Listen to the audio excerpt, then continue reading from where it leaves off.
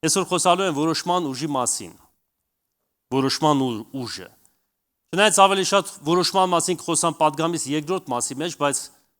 առաջին մասի մեջ ուզում եմ ներկայացնեմ աստվածաբանական տեսանկյունը։ Ինչպես է Աստված մեզ ստեղծել ազատ կամք տվել մարդուն։ Որտեղ շատ կարևոր է, որ մեզանից յուրաքանչյուրը խորը գիտակցություն ունենա Աստծո նպատակը, թե ինչի համար է Աստված այդպես արել, որ մարդը ունենա ազատ կամք։ Եվ մեզանից յուրաքանչյուրը կարող ենք համարձակ ասել, որ մեր կամքի մեջ, մեր ընտրության մեջ մենք ազատ ենք։ Այո, լինում են պահեր, որ մարդիկ բռնադատում են մեզ, իրավիճակներ, դա ուրիշ հարց է։ Բայց Աստված մարդուն ստեղծել է ազատ, որտեղ Աստված միտք ուներ, Աստված ծրագիր ուներ, որ այդ ազատության մեջ մարդը կարողանար հոժարությամբ, սիրով արձագանքել իրեն։ Եվ շատ մեծ խորություն կա, եւ շատ մեծ գաղտնիք կա այս ազատ կամքի մեջ, մի չունեմ ամբողջ խորությունը բացահայտելու, նես չէ որ ես դրա ամբողջ խորությունն էլ հասկանում եմ, ինչի համար Աստված այդպես արել, բայց գոնե մի քանի բառով սկզբից ներկայացնեմ ինչի համար Աստված այդպես արեց։ Այսօր մենք ապրում ենք մի ժամանակաշրջանում, որ անավանդ երիտասարդները, պատանիները, երևի նաև մանուկները շատ լավ գիտեն ինչ արհեստական բանականությունը։ Մի բան, որը ստեղծել է մարդ։ Մի ծրագիր, ես չգիտեմ դրան ինչպես ասեմ, ծրագիր ասեմ, լավ, ինտերնետային մի ծրագիր, որը կարողանում է հավաքագրել, որ կարողանում է ստեղծագործել չասեմ, բայց եղածի ինչ-որ բան սարքել, ներկայացնել եւ հազարավոր անգամ ավելի արագ, քան թե մարդը։ Ստեղծագործել չասեմ, որովհետեւ արհեստական բանականությունը չի կարող ստեղծագործել։ Ստեղծագործելու կարողությունը տրված է միայն արարչագործությանը, ուրիշ ձևով ասեմ մարդուն։ Միայն մարդը կարող է ստեղծագործել, որովհետև Սուրբ գրքի մեջ գրված է, որ մարդ ստեղծվեց Աստծո պատկերով եւ նմանությամբ։ Եվ քանի որ Աստված արարիչ էր եւ ստեղծագործ էր, այդ հատկությունը նաեւ դրվեց մարդու մեջ։ Եվ ձեզ ասեմ, սատանան չի կարող ստեղծագործել։ Իրանից վերցված է այդ հնարավորությունը, այդ կարողությունը։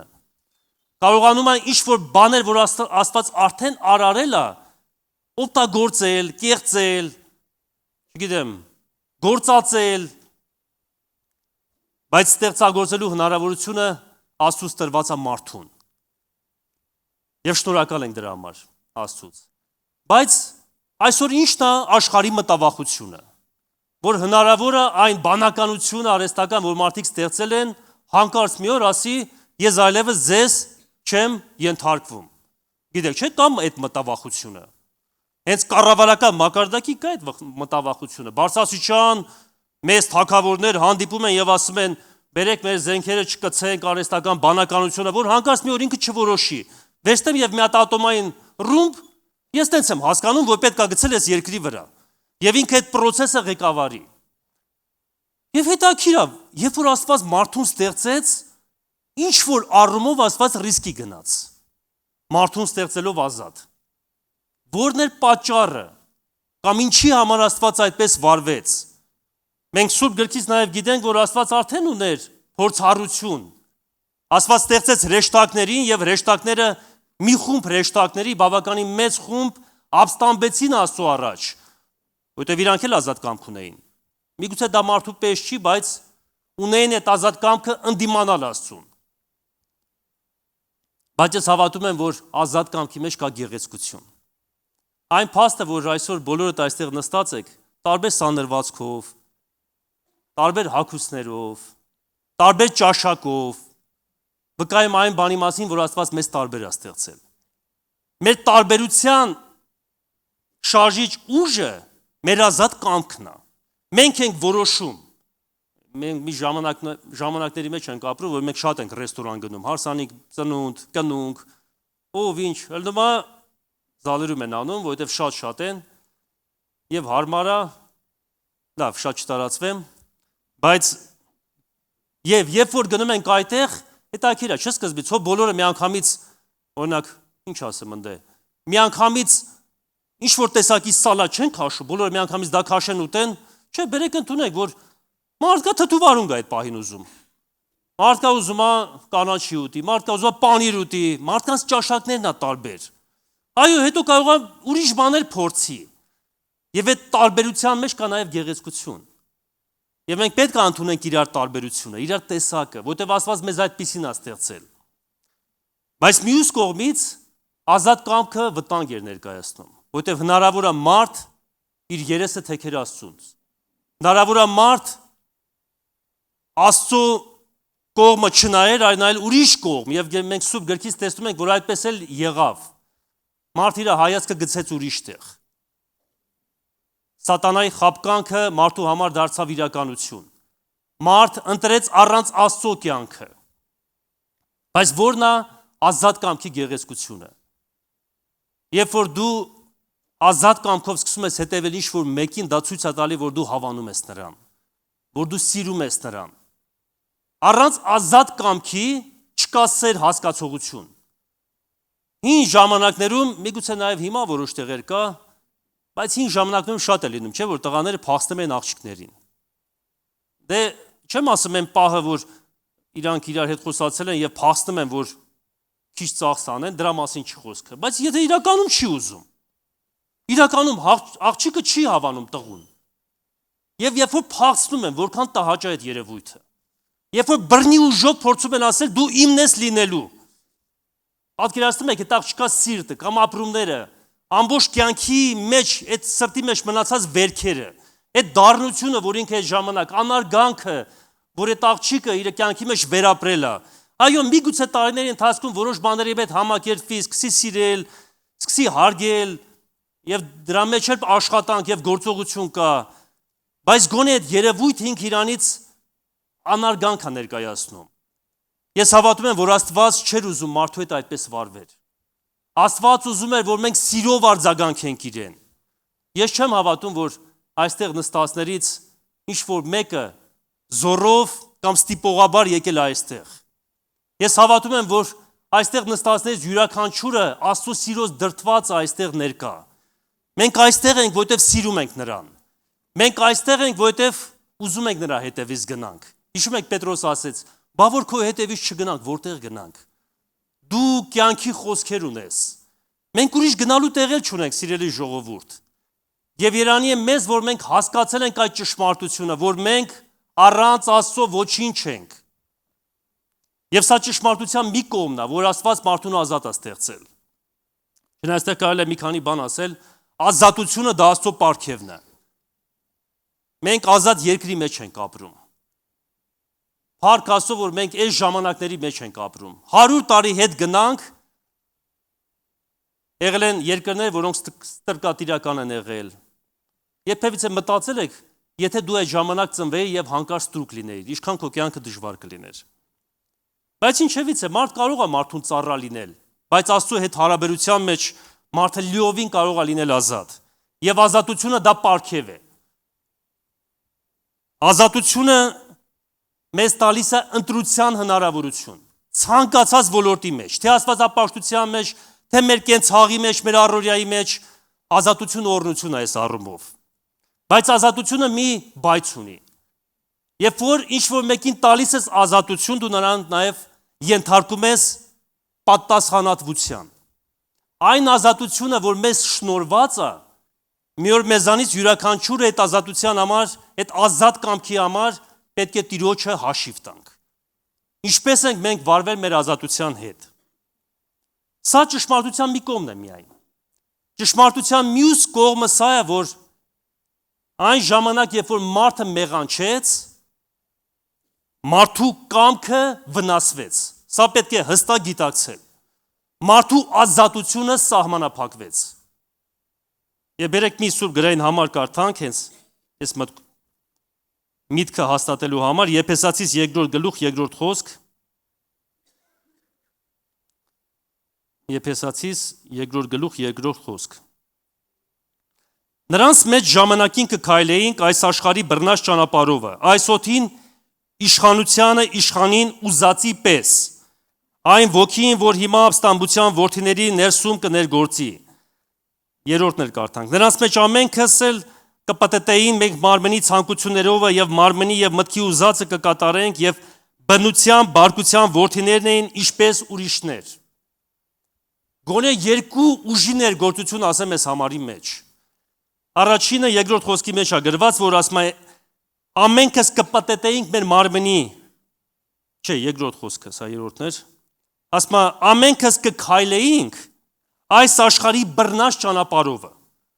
եւ այս օդի իշխանության իշխանի ու զացի պես կապրեինք։ Մի օտար կամք կար, որ ներգործում էր մեր կամքի վրա, որի առջև մեր սեփական կամքը պարտվել էր։ Եվ այդպիսի մարդկանց այսօր դու շատ եք ճանաչում։ Այդպիսի մարդիկ կան ձեր ընտանիքներում, ձեր բարեկամների մեջ, ձեր շուրջը ամենտեղ։ Մարդիկ, որոնց կամքը պարտված է։ Մարդիկ, ովքեր ենթարկվում են սատանայի իշխանությանը։ Եվ մյուս մեծագույն ուժերից մեկը մեր մարմնի ցանկությունը։ Մի ուրիշ կամքել կա մեր ներսում, որ հաճախ հակազդում է աստվածային կամքին մեր մեջ դրված, մեր մարմնի ցանկությունը, մեղքը, որ մեղանչումից հետո ավելի ուժեղ է, քան նույնիսկ մարդու ուզելը։ Եվ սրա համար կարդամ մի համար, որ ավելի հասկանալի լինի, 7-րդ գլուխ Ռոմայացիս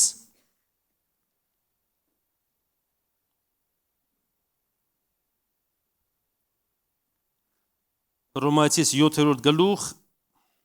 12 եւ 19 խոսքը։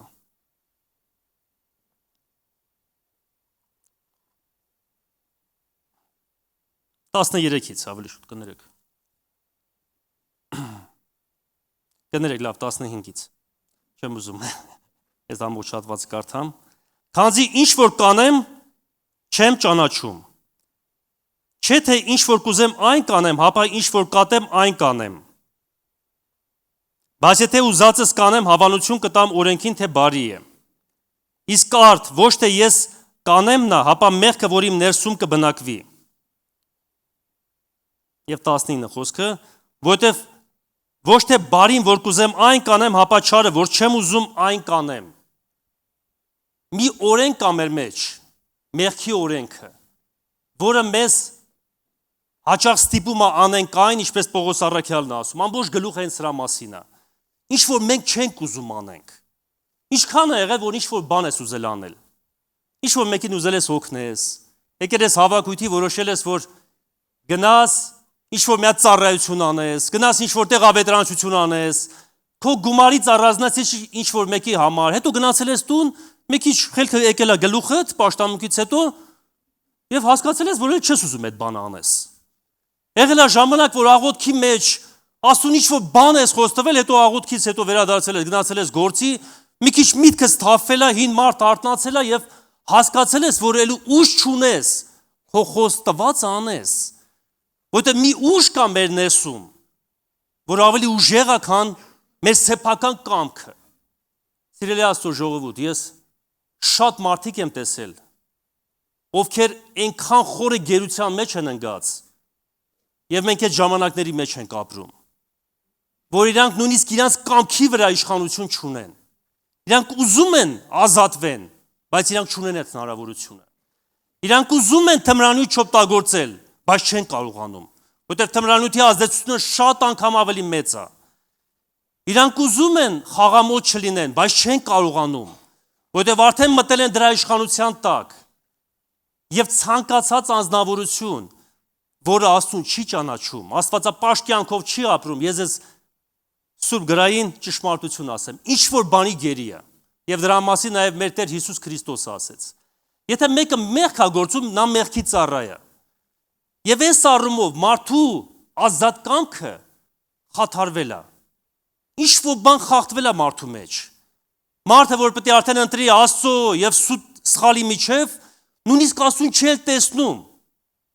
Ինքը գնում է սուտի հետևից, գնում է ունայնության հետևից, որտեղ սուրբ գիրքը ասում է, որ մարդու միտքը խավարած է։ Սատանան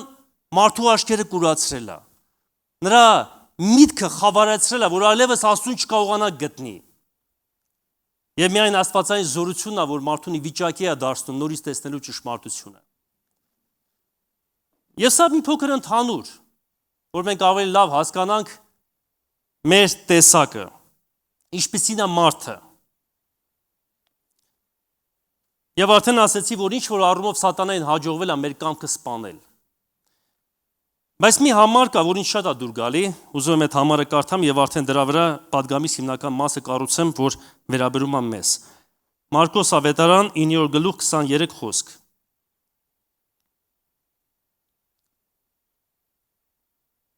Սա այն պատմությունն է, երբ որ մի ծնողը իր որդուն բերում, մի տղամարդ, մի հայր, որ հիվանդ է լինում եւ խնդրում է Տիրոջը, որ բժշկի, եւ Աստված Տերը մի բան է ասում. հավատում ես, որ կարող եմ քո որդուն բժշկել։ Եվ շատ հետաքրքիր պատասխան է տալի, որ ես շատ երկար եմ մտածել այս պատասխանի վրա։ 22 խոսքից կարդամ։ Եվ Հիսուս ասեց նրան. եթե կարող ես հավատալ, ամեն բան կարելի է նրան, որ կհավատա։ Եվ տղու հայրը աղաղակեց արցունքով եւ ասեց. Տեր, կհավատամ, օգնիր իմ անհավատությանը։ Թեկուզ հատվածը խոսում է հավատքի մասին, բայց կարծես սա սկզբունք է ներկայացնում։ Տեր օգնիր, որ ես կարողանամ ճիշտ որոշումներ կայացնեմ իմ կյանքի մեջ։ Տեր օգնի, որ կարողանամ ճիշտ քայլեր անեմ իմ կյանքի մեջ։ Այո, եթե ժամանակ է գալի, Տեր օգնի, որ իմ հավատքը ավելի աճի, որովհետև շատ բան, երբ որ մենք մեր ներսը ավելի խորը սկսում ենք ուսումնասիրել, տեսնում ենք, որ եւ հավատն է պակաս, եւ որոշման զորությունն է մեր մեջ պակաս, շատ պակասներ կա զուտ նրա պատճառով, որ մենք այդ թերահավատության խնդիր ունենք։ Եվ Աստված գիտի, որ մենք դրա խնդիր ունենք։ Եվ սա կարծես լուծումը ամեն անգամ, երբ որ դու ինչ-որ բանի կարիք ունես, լավ է որ գաս եւ ասես Տեր, ես քո կարիք ունեմ, օգնի ինձ։ Մեր հավատքը երբեք այնքան շատ չի լինելու, որ մենք ասենք, որ լիովին ամբողջությամբ հավատում ենք։ Ես հաճախ եմ աղոթում, Տեր օգնի իմ անհավատությանը։ Օգնի, որ հավատամ, որ դու կարող ես սա անել։ Օգնի, որ կարողանամ տեսնեմ։ Օգնի, որ կարողանամ իմ կամքով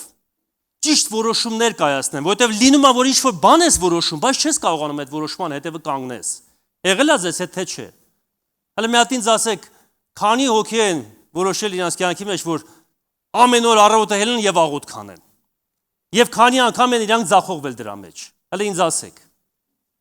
Բերեք ընդունենք, հաճախ մենք նույնիսկ մեր կամքով չենք կարում առաջ գնանք։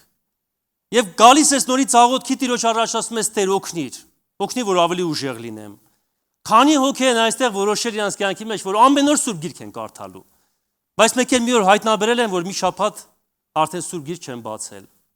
Եղել է չէ՞ այդպեսին, մենակ ես չեմ։ Բոլորս էլ ինչ որ առումով տկարանում ենք։ Եվ նորից գալիս ես աղոթքի եւ ասում ես Տեր, զորացրա ինձ։ Օգնի որ իմ կյանքի մեջ ես ավելի հաստատուն լինեմ։ Օգնի, որ ավելի վստահ լինեմ, օգնի, որ ավելի հավատացյալ լինեմ, օգնի, որ թերահավատությունը գնա իմ կյանքից։ Ես հավատում եմ, որ այն օրվանից հետո, երբ որ մենք ապաշխարում ենք, եւ հիմնական ապաշխարությունը գիտեք որն է։ Ապաշխարություն նշանակում է ենթարկվել Աստվածային կամքին։ Ընդունել քո սխալը, գալ Տիրոջ մոտ եւ ասել այլևս սրանից հետո ոչ թե իմ կամքն է կարեւոր, այլ քո կամքն է կարևոր։ Ոչ թե իմ ուզածն է կարևոր, այլ քո ուզածն է կարևոր։ Եվ երևի բոլորդ միանգամից հիշեցիք հայ մեր աղոթքը։ Թող քո կամքը լինի, ինչպես որ երկնքում է։ Հարերից մեկը, եկեղեցու հարերից մեկը, այսպեսի միտք ասել այդ հայ մեր այդ առաջի նախադասության համար ուզում եմ ձեզ համար կարդամ։ Երբ աղոթում ես թող լինի քո կամքը, մենք չենք աղոթում, որ Աստված անի ինչ ուզում է։ Այլ որ մենք կարողանանք անել այն ինչ ուզում է Աստված։ Աստված ինչ ուզին, այլ կարող է անել։ Հանկարծ դրա վրա չկասկածեք։ Աստված իր ուզածը անում է, բայց մեր կյանքի հետ կապված Աստված իր ուզածը անում է մեր հետ համագործակցելով։ Որտեվ այն ազատ կամքը, որ Աստված մեզ տվել է, ուզում է, որ տվել է նրա համար, որ մենք համագործակցենք Աստծո հետ։ Աստված ուզում է, որ մենք հասկանանք, որ մեր ազատ կամքը առանց իրա ոչ մի արժեք չունի։ Մենք միանշանակ գնալու ենք գերության։ Մենք միաժամանակ մեր կամքը տրամադրելու ենք ուրիշ մեկի ձեռքը։ Եթե մարդ չլինի, գոնե սատանայի ձեռքը, մեղքի ձեռքը, ցանկության ձեռքը, չգիտեմ, կիրքի ձեռքը, ինչի ձեռք ասես կարող ես տալ քո ազատ կամքը։ Կարող ավելի ուժեղ լինի, քան թե դու չես ուզում դրա մեջ ընկնես, բայց մեկ էլ հայտնաբերում ես, որ դու դրա մեջ ընկել ես։ Չես ուզում այդ բանը ասես, բայց հայտնաբերում ես, որ ասել ես։ Չես ուզում դա նայես, բայց հայտնաբերում ես, որ նայել ես։ Որտեւ ինչ-որ բան կոտրված է մեր մեջ։ Բայց ազատ կամքը Աստված մեզ տվել է նրա համար, որ մենք դրա միջոցով համագործակցենք, որ մենք գանք նրա առջև եւ ասենք. Տեր, ես այն ինչ որ տվել ես ինձ, տալիս եմ քեզ, թող լինի քո կամքը։ Ոչ թե սրանից հետո իմ ուզածը լինի, այլ քո ուզածը լինի։ Եվ գիտեք, լինում է ժամանակ, որ սա հեշտ է ասել։ Բայց երբ որ հոգնած ես լինում եւ Աստված մի ինչ-որ հանձնարարություն է տալիս, որ պետք է հնազանդության տեսքով իրականություն դարձնես, տեսնում ես, որ սրա մեջ դժվարություն կա։ Մեկ-մեկ վախ է առաջանում, աղոթել եք սենց, Աստված ջան, իմ ունեցվածքը քեզ է պատկանում։ Ո՞վ է տենց աղոթ կարել։ Իմ տունը տեղը քեզ է պատկանում։ Եղել է որ մտածեք, բա որ Աստված ասի, դե որ ինձ է պատկանում, ինձ է պատկանում, էլի։ Հələ այդ քո ունեցվածքից հələ մի բաժին տուր ինձ։ Կամ ինձ պետք չի, լավ։ Տարտուրեցիչ մեկին, ես մեկը կարիք ունի։ Եվ վախա չի առաջանում, լավ, որ Աստծուն տանք, բա հետո։ Բայց ես ասեմ ամենաապահով տեղը Աստծո ձեռքերի մեջ է։ Աստված չվերցնի, կամ դու Աստծուն չտաս, Աստված չի վերցնում։ Աստված ուզում է, որ դու քո հոժար կամքով տաս։ Ուրիշն է վերցնելու առանց քեզ հարցնելու։ Եղել է այդպես, որ ուրիշը վերցել է առանց քեզ հարցնելու քո ունեցվածքից։ Բերեք ընդունենք, որ եղել է։ Չգիտեմ, նկարվել ես, հիվանդանոց ես գնացել, 1000 ու մի տեղ կա, որ կարող է վերցնել։ Հիմա որ թվարկեն, կարող է մեր ժամանակը նույնիսկ չհերիքել։ Վերցնողները շատ են։ Ամենապահով տեղը այնտեղն է, երբ որ դու Աստծուն ես տալի։ Խոսքը ֆինանսի մասին չի։ Կյանքի դեպքում էլ այդպես, սիրելի Աստծո մարդ, դու որ այստեղ նստած ես, պետք է որ հասկացած լինես, որ ամենաապահով տեղը, որի քո կյանքի համար դա Աստծո ձեռքերի մեջ է։ Այս երկրի վրա ապահով տեղ չկա, բացարձակ ապահով տեղ չկա։ Հովական ծառայության մեջ լինում են դեպքեր, երբ որ մարդիկ մոտենում են, խոսում են, կիսվում են իրանց անհավատ որդիների, բարեկամների մասին եւ տեսնում ես ինչքան դժվար է մարդկանց կյանքը առանց Աստծո։ Ինչ տեսակի, մի հատ բառը մտքից գալի պետք է ասեմ, Ղալաթի մեջ ասես մարդը առանց Աստծո ընկնի։ Ինչ տեսակի գերության մեջ, հիմարության մեջ, ունայնության մեջ մարդը կարող առանց Աստծո ընկնի։ Ինչքան ապահով է ապրել Աստծո հետ։ Ինչքան ապահով է, երբ որ դու քո սեփական ցանկությամբ Աստծուն սիրելով քո կյանքը վստահում ես նրան, ասում ես Տեր, ես ուզում եմ, որ քեզ հետ իմ ճանապարհը անցնեմ։ Ես ուզում եմ քեզ հետ ապրեմ։ Ես ուզում եմ իմ ընթացքը միայն քեզ հետ լինի։ Եվ մի քանի բառ ասեմ, շատ բան չունեմ ավելացնելու։ Հիշում եք Ղովտին, երբ որ Ղովտը որոշում կայացրեց եւ առանձնացավ Աբրահամից, գնաց բնակվեց Սոդոմի երկրի մեջ, Սոդոմ քաղաքի մեջ։ Դա իր որոշումն էր։ Ղովտը որոշեց հեռու լիներ Աբրահամից, բայց գիտեր, որ Աստծո ներկայությունը Աբրահամի հետ է, որ Աստծո խոստումները կապված են Աբրահամի հետ։ Չնայած Սուրբ Գիրքը միտեղ ասում է, որ արդար Ղովտի սիրտը տանջվում էր Սոդոմի մեջ։ Եվ միշտ հարց է ինձ համար։ Լավ, որ տանջվում էր, դու սարի էլի։ Կամ ամեն օր հելնում ես նույն բանը տեսնում ես, պրծությունն ես տեսնում, անառակությունն ես տեսնում, այդ բոլոր մեղքերն ես տեսնում, որ տանջվում ես, դուրս արի տեղից։ Եվ հանկարծ, երբ որ սրա մասին մտածում էի, հայտնաբերեցի, որ ախր մենք էլ ենք մեկ-մեկ տենց ապրում։ Տիգրանը, որ ասեց, ես բռնացրեցի, մենք էլ եթե ուշադիր նայենք, մեզ կբռնացնենք, որ մենք էլ ենք տենց ապրում։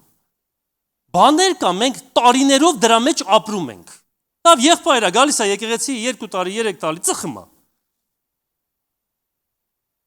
Այմարդ որոշում կայացրա։ Ինքը գիտի, որ ինքը սխալ է անում։ Ես ծխելու օրինակ եմ ասում։ Կարող է նախանձը, կարող է չար աշկ ունի, չգիտեմ, ամեն բան կարող ենք ստեղ դնել։ Ինքը գիտի, որ դա խնդիր է։ Ես հավատում եմ, եթե գալիս է, ուրեմն իր սիրտը տանջվում է, իր ներսում ինքը խիղճ ունի, հանդիմանություն ունի, ինքը լավ չի զգում իրան, բայց տենց է շարունակում ապրել։ Համարդ ինչա քեզ խանգարում գնաս այդ օրը տուն ասես, սա վերջի օրն է լինել, ես դուրս եմ գալի իմ Սոդոմից։ Ինչն է քեզ դրան խանգարում։ Լավ մեկը խնդիր ունի որոշման հետ կապված, չի կարում օրինակ ինչից ասեմ, լավ։ Մի բան ասեք, դրանից ազատվենք։ Նախանձից ազատվի։ Ես բան ասեմ, որ արտաքին շատ չի երևում։ Բայց հո գիտի, որ իր սրտի մեջ է։ Այ մատ որոշում կա սրա տեղից դուրս արի, էլի։ Խնդիր ունի ինչ-որ մեկի հետ։ Որոշում կա սրա, գնա ներողություն խնդրի, բայց մի մնա այդ Սոդոմի մեջ։ Որովհետև եթե Սոդոմի մեջ երկար մնաս, վերջը լավ չի լինելու։ Սիրելի Աստծո մարդ, Աստված քեզ ուժեղ է սարքել, դարձրել։ Այո, այն օրը, երբ որ դու որոշեցիր գնաս Քրիստոսի հետևից, Աստված քո ազատ կամքը նորոգում է։ Այն բոլոր ճիրաները, որ թշնամին տարիներով շարունակ, ժառանգությամբ գցել է քո վրա, Աստված մի կողմ է դնում։ Եթե դու սրտանց ապաշխարել ես, այսօր դու կարող ես քո Սոդոմից դուրս գալ։ Այսօր կարող ես քո գերությունից դուրս գալ։ Ի՞նչն է քեզ խանգարում։ Դուրս արի։ Ինչ-որ մեկի համար Սոդոմը ուղղակի չաղոթելն է։ Մարդը գալիս է եկեղեցի, բայց չի աղոթում, ոչ էլ սուրբ գիրք է կարդում։ Եվ գիտի, որ պետք է կարդա։ Մեկ գնում է խմբակ, նույնիսկ վախենում է, բա որ հանկարծ հարցնեն։ Անախիա տանջում հոգիդ։ Բեր աղոթի էլի։ Այդքան ծանր է Աստծո հետ հաղորդակցվելը։ Բեր կարդա էլի։ Ինչ-որ մեկի համար Սոդոմ չծառայելն է Տիրոջը։ Այո, 10 տարի, 20 տարի գայս եկեղեցի, բայց տենց էլ ոչ մի բան չի կարողանում Աստծո համար անի։ Լավ, հələ հասկանալ է, 1-2 տարի մարդ հասունանում, աճում է, փորձում է իր տեղը գտնի, չնայած այն ամենաառաջի օրը եկողն էլ կարող է Տիրոջը ծառայել։ Կարող ես գնալ եւ փաստը ցույց է տալի, որ երևի բոլոր առաջնորդներն կվկայեն, որ ամենաշատ երևի ծառայում են նորահոգիները։ Ինչն է քեզ խանգարում որոշում կայացնես, որ Տիրոջը ծառայես։ Հավատա Աստված քեզ ուժեղ է դարձրել։ Ինչն է քեզ, բայց մի հատ օրինակ ասեմ, մի քիչ ծանրացրի խոսքը ձեզ համար, կարող է հիմա որոնք նայում են իրանց ներս եւ տեսնում են, որ շատ առումով ուժ չկա։ Ինքը ինձ ինչը մղեց պատգամ պատրաստելու իմ փոքր աղջիկը։ Ես մի երկու տեղ կարճ պատմել եմ։ Մի հատ 40 օրվա ցուցակ է իր համար գրել եւ ցուցակի մեջ լիքը կետեր է դրել, որ ամեն օր մի գիրք մի գլուխ մանկական աստվածչից պետքա կարդա։ Երբ որ կարդում է, գնում է արագ ջնջում է։ Սիրում է ջնջելու պահը, կարմիր ֆլոմաստերով 40 օր կանֆետ չի ուտելու։ Մեր տան մեջ մենք սովորացնում ենք, որ շատ կանֆետ ուտելը այդքան էլ լավ չի առողջությանը։ Դե իր տեղը երիկ ուտում է հիմա։ Մեկը մենք պակաս չենք առնում, այդ ծախսը մեկը արվում է։ Վերջը։ Որ քնելուց առաջ պիտի պարտադիր աղոթ քանի։ Լիքը բաներ է գրել, հիմա չեմ էլ հիշում։ Ատամները լվանում ամեն օր։ Երբ որ խոսում եք որոշման զորության մասին, սիրելի Աստծո ժողովուրդ, ես միայն հոգևոր բաները նկատի չունեմ։ Մարդ պետք է որոշում կայացնի, մեկ իրան էլ ուշադրություն դարձնի։ Իր առողջության ուշադրություն դարձնի, մի քիչ ճռճռում ես, հա հելի առավոտը մի քիչ մարզանք արա, դա էլ է կամքի հետ կապված։ Մարդը այնքան կամքի ուժ չունի, որ ընդհանրապես ոչ մի բանի վրա ուշադրություն չի դարձնում։ Բայց իհարկե առաջնայինը հոգևորն է։ Եթե մնացածը անես, հոգևորը չանես, վերջը, որ նայում եմ, ասեմ, Երանի, եթե ես հովիվ լինելով սենց ցուցակներ ունենայի իմ կյանքի մեջ, ես ահագին առաջ կգնայի հոգևոր կյանքի մեջ, ահագին պտղաբեր կլինեի, որտեղ վերջը, երբ որ անկեղծ ենք լինում, հասկանում ենք, որ շատ բան կա պակասը։ Հələ մի հատ անկեղծ հարց տուր, վերջի անգամ երբ ես ավետարան քարոզել։ Եվ դժվարություն է սա առաջացնում։ Այո, առիթից առիթ, միտեղ գնում ես, հարցնում են, հավատացյալ ես, հա, եւ այլն ոնց ինչ ասում ես, մի երկու բան 1000 անգամ բառերից համար կներես, էշը ցեղից հանում ես, բայց նպատակային, երբ ես վերջի անգամ քարոզել։ Որոշում պետք է կայացնենք։ Ես հիշում եմ շատ տարիներ առաջ, շատ չէ, 10 տարի առաջ երևի չէր լինի, Արտավազ եղբայրը կհիշի, իր նախաձեռնությունն է եղել։ Ավակների ծառայության ժամանակ Արտավազ աղբերը սենց հանձնարարություն տվեց, որ 2 շաբաթը մեկ, երբ որ ծառայողական ժողով անեն, պետք է բոլորը ներկայացնեն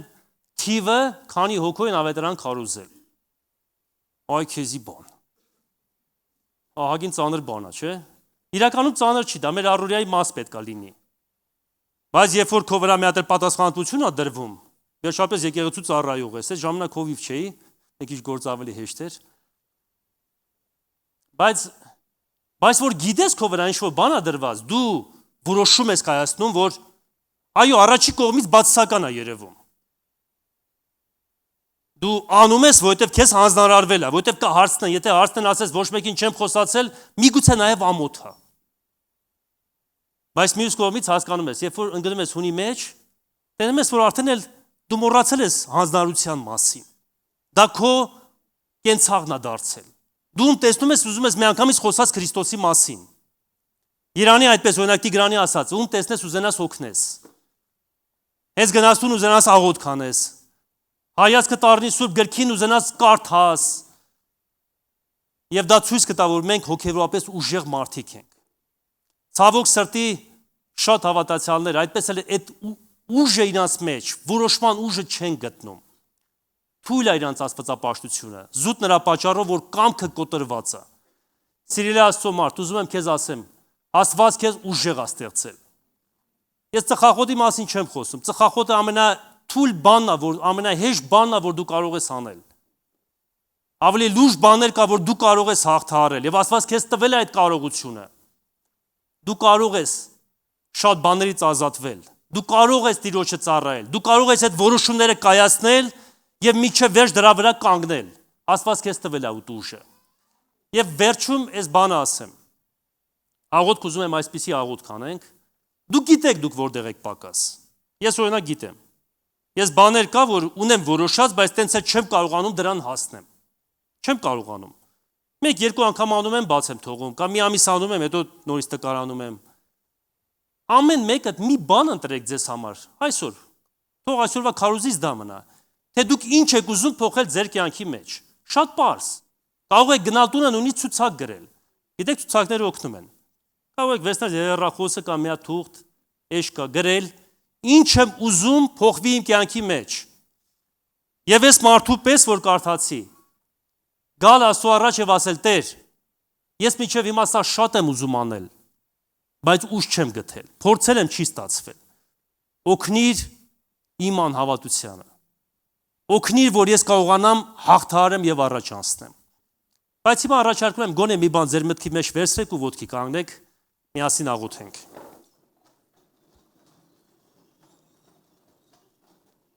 Ես հավատում եմ, որ ցանկացած պատգամ պետք է մեզ ինչ-որ առումով մարտահրավեր նետի։ Ես մարտահրավերը նետեցի ձեզ,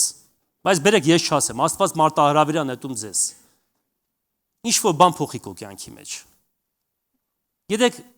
մի բան կարող ես այսօր փոխել եւ հավատա վաղը քո համար ավելի մեծ օրություններ են լինելու։ Փոփոխությունները գալիս են փոքր բաներից։ Կարող ես ինչ-որ բան, մի փոքր բան քո կյանքի մեջ կարգավորել, ոչինչ, մի շաբաթ հետո ուրիշ բան կկարգավորես։